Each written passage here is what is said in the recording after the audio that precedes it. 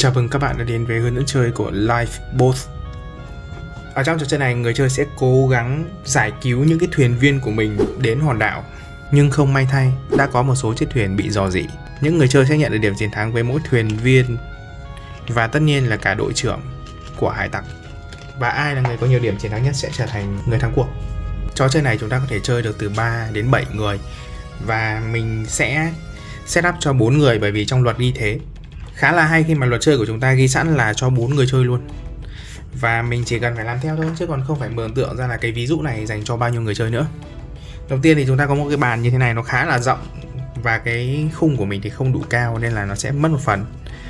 Nhưng mà các bạn yên tâm, nó đây này. Đấy, 68 46 57.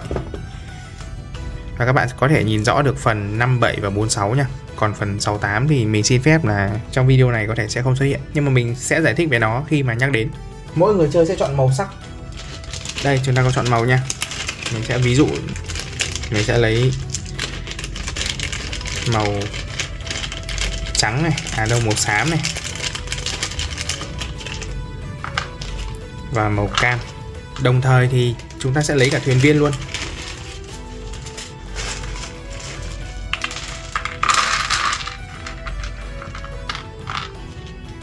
Như các bạn thấy thì chúng ta sẽ có 5 hải tặc với từ 3 đến 4 người chơi. Và với từ 5 đến 7 người chơi thì chúng ta sẽ chỉ có là 4 hải tặc thôi nhé. Và tất nhiên là chúng ta sẽ có 2 thuyền trưởng. Đồng thời thì mỗi người chơi cũng sẽ lấy cái thuyền nó cùng màu với lại cái màu nhân vật mà mình đã chọn. Ở phần thẻ này thì chúng ta có 2 loại. Đấy là thẻ Captain và thẻ Pirate. Thì những cái thẻ này chúng ta sẽ gọi là thẻ Voting card, thẻ để vote. Với mỗi những cái màu tham gia này chúng ta sẽ lấy ra những cái màu sắc tương ứng. Ví dụ như là có màu cam và màu xám thì mỗi người chơi sẽ có là màu cam này và thẻ màu xám. Tương tự người chơi bên này cũng như vậy. Và thêm 2 màu nữa, bởi vì chúng ta chơi 4 người mà, đúng không? Ví dụ như thế này. Theo luật thì chúng ta sẽ có thêm một thẻ màu đen nữa. Và mỗi người chơi sẽ có thêm 3 thẻ Captain Card nữa, 3 thẻ thuyền trưởng. Và đây là chúng ta đã hoàn thành một cái tay bài gọi là a hand ấy. Đấy. Người chơi nào cũng sẽ khởi đầu như thế này. Đối với bàn chơi 4 người và màu các bạn đã chọn, chúng ta sẽ để những cái lick token này, tức là những cái token cột nước ấy, và một cái thuyền đen ở bên cạnh bàn chơi nhé. Ok, thì thực ra là cái bàn chơi này vẫn khá là rộng nên là mình có kéo cam lên hết cỡ cũng không thể nhìn được hết. Nhưng mà bạn có thể nhìn được cái này rồi, đúng không? Và mỗi người chơi sẽ được một cái thẻ hướng dẫn hỗ trợ người chơi. Tất nhiên là có 2 ngôn ngữ nên là các bạn yên tâm mà sử dụng nhé. Người chơi nào mà bơi nhiều nhất gần đây ấy, thì sẽ là người đi đầu và sẽ được cầm cái bánh lái này cũng như là cái đồng hồ cát này. Và để bắt đầu trò chơi thì chúng ta sẽ sắp xếp cái thuyền vào những cái vị trí bắt đầu này theo thứ tự chỉ huy đồng hồ nhé. Và người ta có thể đặt ở vị trí nào cũng được, nhưng không được đặt 2 thuyền lên cùng một vị trí bắt đầu. Các bạn có thể nhìn này, một chỗ nó chỉ có một cái thôi mà. Và sau khi mọi người đã sắp xếp xong thì người chơi đi đầu sẽ sắp xếp cái thuyền màu đen này vào một vị trí bất kỳ còn trống. Mình sẽ để cái này thì cái đây cho các bạn dễ nhìn. Ok, nếu đây là cái game đầu tiên của bạn thì trò chơi này gợi ý cho bạn là để random tất cả các thuyền này và từ trái qua phải. Đấy. Sau đấy thì chúng ta sẽ cho toàn bộ những cái token, những cái meeple thuyền viên và thuyền trưởng vào trong túi. Sau đấy chúng ta sẽ để từng cái nhân vật của mình vào từng cái vị trí ở đây. Để từ thuyền bên trái nhất sang bên phải. Tức là chúng ta sẽ để lần lượt ấy. 1, 2, 3, 4, 5, xong lại quay lại 1, 2, 3, 4, 5. Ok, mình sẽ để nhé. Ô, xe xong bị thiếu mất 2 chỗ này. Mình nhân lại thử xem nhá. Mình có 2 thuyền trưởng và 5 thuyền viên, tổng là 7, 7, 4, 28. Nhỉ, chỗ này có 30 ô mà. Ok, vậy mình đã xong, set xong rồi nhé. Và chúng ta sẽ bắt đầu trò chơi. Mỗi lượt chơi chúng ta sẽ có là 3 phase, 3 giai đoạn. Phase đầu tiên sẽ là dò dỉ thuyền. Phase thứ hai là một thuyền đi lên trước tiến tới hòn đảo. Và phase thứ ba là đổi thuyền. Và sau khi mà chúng ta hết turn thì turn tiếp theo bắt đầu. Và cái biểu tượng bánh lái này sẽ dành cho người đi đầu ở turn tiếp theo, là người ở phía bên trái gần nhất của người chơi đi đầu trước đó. Trò chơi này sẽ kết thúc khi mà cái thuyền cuối cùng rời khỏi cái bàn chơi này. Trong trò chơi này thì hầu hết các quyết định sẽ đưa ra bởi vote. Và những lá phiếu của chúng ta đưa ra thì sẽ được đánh ra từ trên tay và úp xuống. Và những cái lá phiếu này thì sẽ biểu thị bởi những cái thuyền viên ở trên một con thuyền hoặc là cái màu thuyền đó. Và khi mà chúng ta chưa lật thẻ hay là chưa quyết định ra kết quả ấy, thì chúng ta được làm mọi điều nhé, kể cả đổi vote, kể cả bàn bạc. Tuy nhiên chúng ta có một cái giới hạn ở đây, chính là cái đồng hồ cát này, nó mà chảy hết thì chúng ta sẽ phải quyết định. Và ngoài việc là chúng ta vote bằng những cái thẻ này ra thì chúng ta cũng có thể vote bằng thẻ Captain. Thì cái thẻ Captain này tí mình sẽ nói sau về cái sức mạnh của nó. Ok, bắt đầu phase đầu tiên nha. Phase đầu tiên, người chơi sẽ phải vote xem là cái thuyền nào sẽ bị dò và sẽ có cột nước bay lên. Ở đây thì có thể là một cột nước hoặc là hai cột nước. Thì cái thuyền nào mà có số lượng màu là đa số ấy, trong cái lượt vote này thì sẽ là cái thuyền bị dò nước. Ok, như các bạn thấy ở đây thì chúng ta có 2 vote màu đỏ. Và vì thế là cái thuyền màu đỏ này sẽ là cái thuyền bị dò nước, nó bị thủng á. Và các bạn có thể thấy là nếu như mà cái thuyền ấy nó có sẵn một vị trí không có ai ngồi thì chúng ta có thể để cái token leak vào đây, token nước vào đây nhá. Và không ai được ngồi vào đây nữa. Tuy nhiên nếu mà đang có người ngồi thì sao? Lúc này thì một người chơi sẽ phải nhảy ra ngoài và những người chơi ở đây sẽ phải vote. Những người chơi nào có quân của mình đang đứng ở trên cái thuyền này sẽ phải vote. Và chúng ta sẽ để cái biểu tượng leak này cho đến khi mà quyết định được đưa ra. Và ai sẽ là người nhảy khỏi tàu khi này thì chúng ta sẽ thế cái vị trí đó vào. Cái thế 3 người này thì vote khó lắm mà. Nhưng mà thực ra thì cũng không khó lắm, bởi vì là mỗi cái captain có ở trên cái thuyền này thì tính là 2 vote. Và mỗi cái thuyền viên thì tính là 1 vote. Và như các bạn thấy ở đây chúng ta có 4 người màu vàng, trong đấy có một captain.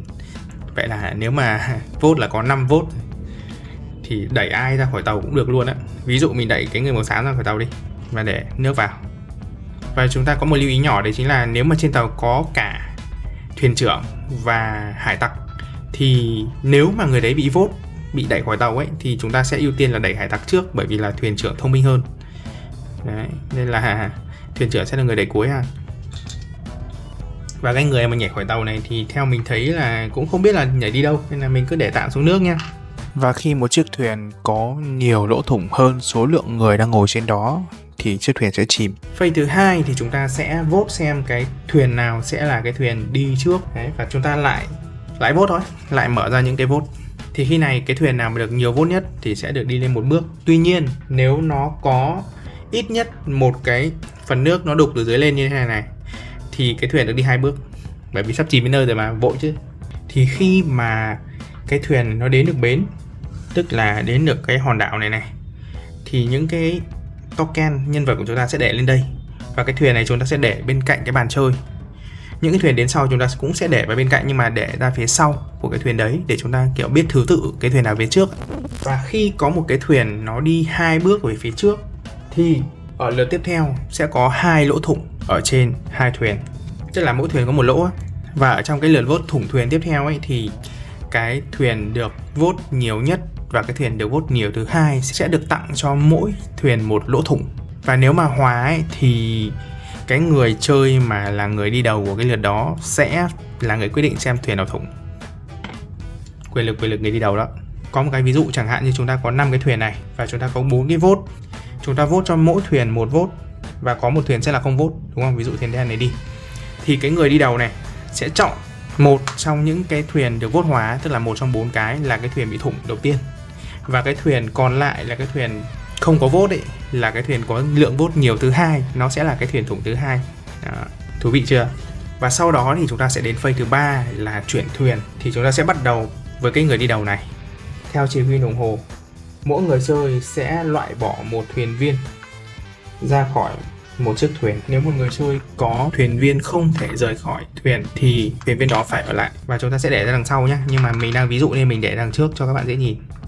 Và sau khi mà chúng ta đã lấy thuyền viên ra đằng sau và chúng ta để đằng sau nhá, đây như thế này, thì theo ngược chiều kim đồng hồ chúng ta sẽ phải để lại cái thuyền viên này vào cái vị trí không phải là vị trí cũ. Và nếu như không có vị trí thích hợp để ngồi á thì cái thuyền viên đấy sẽ bị loại bỏ khỏi trò chơi, giống như cái ông này này. Và chúng ta phải nhớ rằng là một cái thuyền nó sẽ bị chìm khi mà số lượng cái lỗ thủng này nó nhiều hơn cái số lượng thuyền viên, tức là cái thuyền này có một lỗ thủng mà không có ai ngồi trên nó là tụt đấy. Ở trong phase này thì mỗi thuyền chỉ được rời duy nhất một người, vậy nên là nếu như các bạn tư duy không hợp lý có thể là bạn sẽ không được rời người ra khỏi thuyền đâu. Và sau khi chúng ta đã xong phase 3 rồi thì chúng ta sẽ kết thúc cái lượt chơi và chuyển người đi đầu. Chúng ta sẽ bắt đầu lượt mới. Bây giờ chúng ta sẽ nói đến những cái thẻ captain này. Ở trong một cái lần bỏ phiếu ấy thì người chơi có thể đánh thẻ captain thay vì thẻ của hải tặc. Và nếu mà chỉ có duy nhất một người chơi thẻ captain thôi ấy, thì người chơi đó sẽ là người quyết định kết quả của cái bỏ phiếu đó. Nếu như hai cái leak token, tức là hai cái lần thủng thuyền này xuất hiện ở trên hai thuyền, thì người chơi mà chơi ra cái thẻ captain này có thể quyết định là chỉ để một cái biểu tượng leak này hoặc là không để biểu tượng nào. Và chúng ta có 3 luật bổ sung của thẻ captain. Thẻ captain này sau khi chúng ta chơi xong sẽ không được cầm lại. Vậy nên là mỗi người chơi sẽ chỉ có 3 cơ hội sử dụng thẻ captain thôi. Dùng xong là hết. Nếu như có 2 thẻ captain trở lên ở trong cùng một cái bỏ phiếu thì chúng ta sẽ loại bỏ. Tức là chúng ta chỉ tính những cái thẻ còn lại thôi. Nếu mà toàn bộ người chơi đều đánh ra thẻ captain thì người chơi đi đầu sẽ là người quyết định. Nếu chỉ còn duy nhất một chiếc thuyền ở trên cái bàn chơi này thì cái thuyền đấy sẽ chìm và trò chơi sẽ kết thúc ngay lập tức. Người chơi sẽ cộng lại những cái điểm chiến thắng. Những cái hòn đảo khác nhau thì có lượng điểm khác nhau như các bạn thấy ở đây. 57 này, 46 và cái ở bên này nó là 6 và 8, tương ứng với lại hải tặc và đội trưởng Pirate and Captain. Người chơi nào có nhiều điểm nhất sẽ chiến thắng. Và nếu hòa ấy, thì người chơi nào có thuyền đến trước sẽ là người chiến thắng. Đấy là lý do tại sao mà chúng ta đến rồi và chúng ta phải sắp xếp theo thứ tự xem thuyền nào đến trước. Còn nếu như tất cả các thuyền đấy đều chìm rồi thì hòa, tất cả chúng ta cùng thắng. Và đó là toàn bộ cách chơi của Lifeboat Blank of Carnides. Xin chào và hẹn gặp lại các bạn ở những video sau nha. Bye bye.